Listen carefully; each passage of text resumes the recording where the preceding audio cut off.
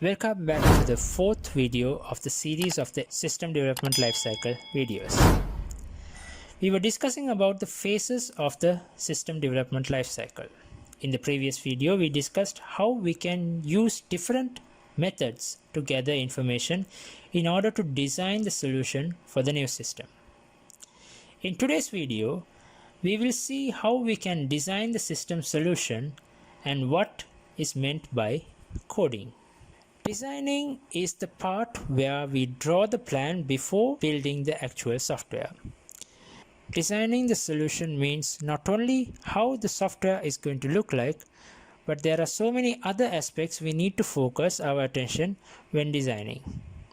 The first thing we have to consider when designing is the software architecture. Software architecture is the fundamental structure of a software system.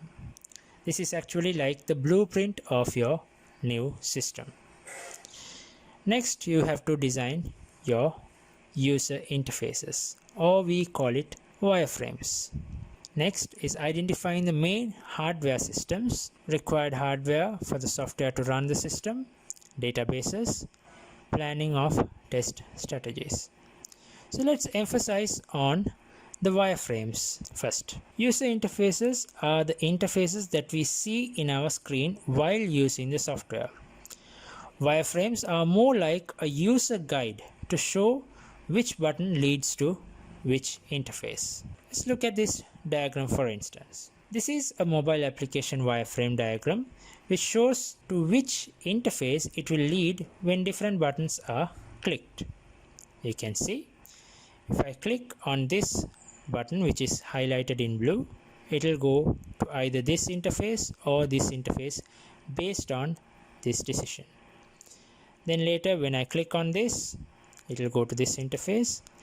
If I click on this based on this decision, it will either go to this or it will come back to another decision whether to come back here or to go to this interface. When I click this button and so on, all the wireframes for each and every buttons will be introduced in this wireframe diagram. Now let's look at the other designing aspects that we have to see while doing the designing phase. Next one, identification of main hardware systems. This is to identify hardware systems that are required to run the new system.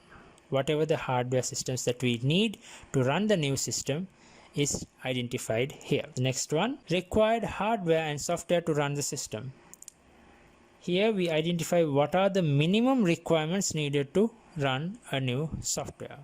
Whatever the software that we are redeveloping now, what is the minimum hardware and software requirements that we need to run the new system. The next one would be databases. A database is a place where you store information in an organized manner. This we saw in the last unit of the grade 10 syllabus. Whatever the data that is input and processed need to be saved in some database in order to retrieve them back when we need them in the new system. Therefore, it is necessary that you have a database attached to the new system to keep all the saved information. And the last one is planning of test strategies. We know that one of the phases of the system development lifecycle is testing and debugging. For us to test the finished solution, we need to plan the test and the test data in advance. Test data are the data we input in order to test the software and see if we are getting the expected output. Different types of test data may be used to do this. All possible methods of testing the solution is planned during this stage. The next phase of the system development lifecycle is the coding of the solution. After designing the system, the actual software is built by coding the system according to the design that was done in the previous phase. We need to choose a programming language which will suit our new system. So different programming languages are good in different aspects. So we have to identify which features we are using in our new system and choose a programming language accordingly. If the program is written effectively, the code will contain less errors and more work done with less number of codes, which makes the maintenance minimum. After the design phase, we are left with only the plan for the solution. It is more like having a ground plan written in paper but not the actual house which is built. Coding is like building the house according to the plan which was designed in the previous phase. This is the part where the software is built for testing. With this, we will wind up this session. Hope you understood what things are done during the design and the coding phase of the system development lifecycle. Until I see you in the next video, this is Sanjay sir signing off. God bless you.